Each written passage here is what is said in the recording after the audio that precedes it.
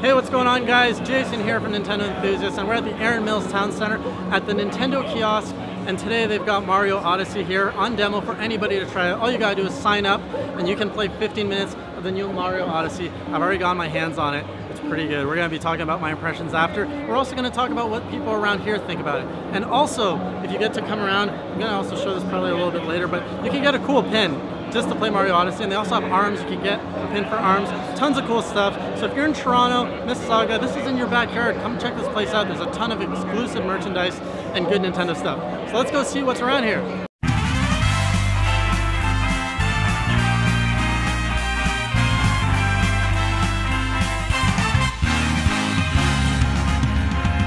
Here we go, off the rails.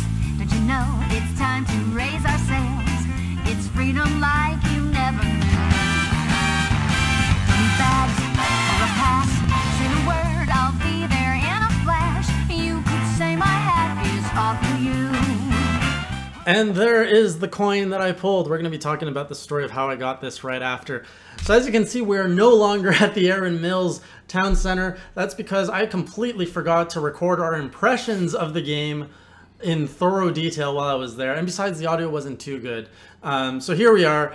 This is Dave. I'm Jason, of course, and we've just played Mario Odyssey for 10 minutes each. And the great thing is, there were 2 demos available, 2 levels to play. So I played the desert level, right, and I played New Kong City. Yeah, is it New Kong or New Donk? New Donk, something like that. So that's city level, along those lines. So both of our experiences were very different. And the demo was only like 10 or 15 minutes, so you couldn't even play both levels if you wanted to. So we're just here, we're gonna share our thoughts. First of all, the game is gorgeous. Let's just talk about what it looks like. Visual, amazing looking. Oh yeah, it just looks incredible.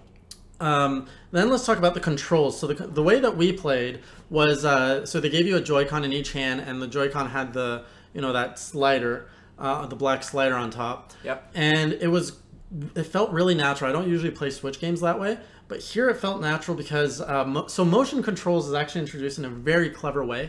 You can do this with your hands, which looks really stupid, but that makes the hat go around you and hit all the enemies around you. Or you can do a flick of the wrists, and your hat will go in the way you flick. So if you do kind of like this, your hat's going to do that. If you go this way, your hat goes that way. If you do this way, your hat goes that way. So I loved it. I felt that the motion controls were very, very organic. I like how they actually integrated the motion controls. I'm not very good at motion control games. I guess I have no coordination, but I like how they integrated both, how you can do those special features like throwing the hat around and doing the spin attack move, yet you can still play the game without entirely doing all motion controls. Right. I felt like it was a step up for Mario, so it plays very much like Mario Galaxy, Mario 64. You have your triple jump if you run. You've got your back flips. You can roll now, so if you like crouch and hit your attack button, you roll, which was weird. I actually died because I rolled off a platform by accident. What other moves? You can toss your hat, and just the tossing of the hat is a whole, there's a lot of depth to that. I think that was a big game changer with how you can use the hat to your advantage and manipulate different items in the environment to use to access different areas of the level that you may not normally be able to get to. Right, so like Dave on his level, he got to he threw his hat on a pole, like a pole in the ground. He became the pole, and then he could use the pole to fling himself further into the level. I threw my hat on like this funny looking stone. The Stonehenge guy? Stone man, yeah. And I was wobbling around, and that was fun. So yeah, my level was in the desert, and I have to tell you, I was rushing to get to the... So in this game, you're not getting stars, you're getting moons. I don't know why they switched it up, but now it's moons. And I was rushing to get that moon because I wanted to play both levels. And the guy's like, oh, most demo, you're only going to play one. I'm like, screw that. I'm Nintendo Enthusiast. I can do 2 levels in 10 minutes. Didn't happen at all. I got the moon, and I kept getting sidetracked. I'm like, oh, what's over here? What's over here? There's so much to do. That was the thing. There's so much you can do in each of the levels. Like, I personally didn't get to play both levels either. Yeah. I chose the city level because I thought there was going to be more interactivity with the hat idea of the game, and I believe I struck it right when we did that one, because I even ended up taking over an electrical pole and became electricity to be able to go to the top of this giant skyscraper. So honestly, just blown away by it. And you found the store. So every world has a store, which I completely missed.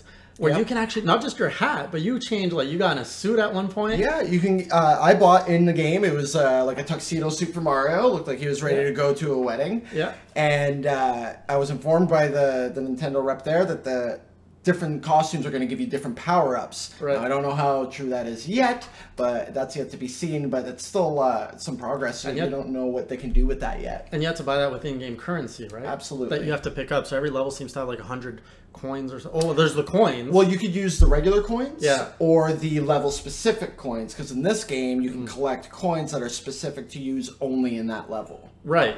So there's a ton of stuff, and there's so many hidden things. Like, we've seen this in the trailer, the part where Mario's jumping the rope with those two girls in the park. Yep. Turns out that's kind of a hidden thing. It's not so hidden because we're all gonna do it. We saw it in the trailer, but if you do it, the guy was saying you get a moon piece. Yeah. So, like, there's moons hidden all over the levels that aren't. So, for example, when I got into my level, they're like, oh, the moon's at the top of the tower. I was like, all right. And then at one point, I threw my hat on a bullet bill, and I was the bullet bill. I was like, oh, I can go get this other moon. He's like, all right, do that if you want, but it's not going to end the level. And I think that was one thing they said that's very different from, like, Mario 64, when you would get the star. Right. You were done the level. Right, like I was doing the one mission where you had to obtain different musicians for the... I'm not going to spoil anything. You get the different musicians, and as I'm getting the moons, it doesn't just send me right back to the beginning of the level. It sends me to the next part to start going and exploring again. Right, and I think didn't you get... So you're in the city, but like at one point you actually went inside a building because you got the moon piece. You got into... And me in the desert world, when I got the moon piece at the top of the tower, this whole other like sky... the like part of the level in the sky opened up. So getting the moon opens up the world even more. You get these checkpoints that you like, just the flags, the usual like mid-level checkpoints. You got multiple of those all across the levels, the worlds, and you can open up your map at any time and teleport to them, like very open world. Yeah, it made it very easy to be able to go from one point and then right back to another point of the map in case you did miss something and you wanted to explore that area again. So like it merges Mario with open world in a way. Now, Dave, I know you haven't played Zelda yet, but like imagine Breath of the Wild if you shrunk like the Great Plateau, take half the Great Plateau and create different worlds of that size with different themes, and that's Mario Odyssey. Like there's just so much to do in every world, and it's not like, oh, I'm going into a painting, I'm getting a star. It's literally like just keep exploring, keep finding stuff. Yeah, it just seems like this game's gonna be huge. I think you're going to be able to explore so much more, and just with the levels that we were given to play today, there's just endless possibilities, and I look forward to seeing what they're going to do with this game. Yes, it's going to be amazing. And then some last thing I want to show off for you guys are some of the goodies we got.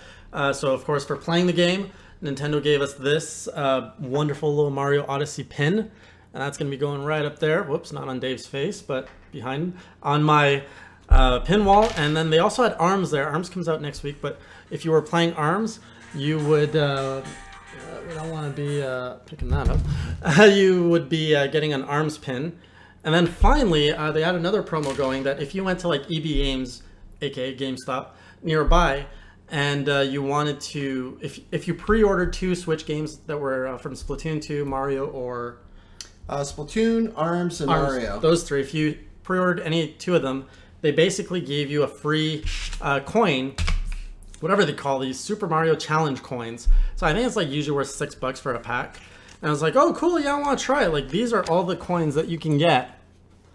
So you got all like your regular ones, the blue ones, and then you got the rare ones, which are the gold ones, and then you actually have a 24-karat one. So I'm like, okay, we'll open this up on camera just for fun. And I got lucky enough that I pulled the golden Mario coin, and on the back just says Super Mario. So that's really cool. Yeah, the Nintendo crew there were pretty excited that like, you pulled that. They're like, oh my god. And of course, there's also a sticker. I got the Golden Piranha sticker. So that's the swag we got. Yeah, I think that final thoughts. I mean, I'm getting this game day 1. Oh my god, it is amazing. Amazing. I think I'm gonna leave now and go pre-order That's it a good just idea. to make sure I get one. And get your Switch. Yeah, because you need to get your right Switch. on that. All right, so thanks guys for joining us. If you have any questions about Mario Odyssey, leave a comment. If I can answer it, or if Dave or I can answer it, we will. And we'll see you guys next time.